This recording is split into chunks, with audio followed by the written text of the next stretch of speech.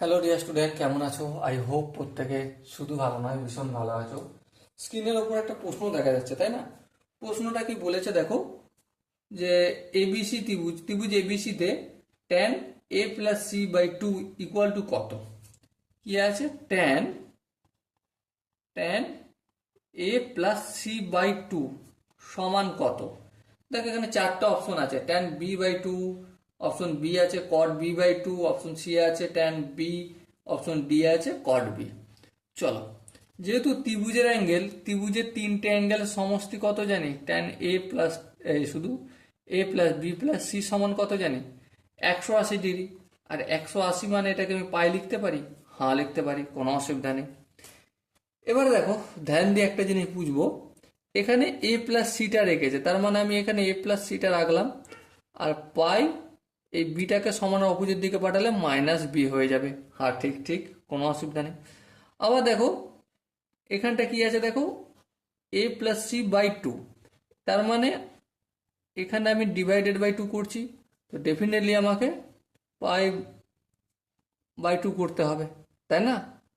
হ্যাঁ তাই করতে হবে। এর মানেটাকে একটু বুঝে নিই, pi by two minus b by two, এটা আমরা ভগ্নাংশের যোগ বিয়োগ থেকে জানি। চলো এবারে এই কনসেপ্টটাই এখানে কাজে লাগাই।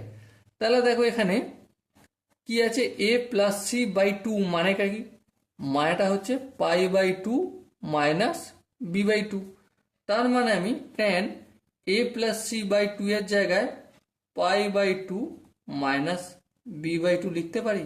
হ্যাঁ, এবার দেখো পাই বাই টু মানে 90 ডিগ্রি, তাই তো? হ্যাঁ, এটা আমরা ভালো করেই জানি। তাহলে এখানে কটা 90 ডিগ্রি আছে? একটা, তাহলে এক গুণ হচ্ছে।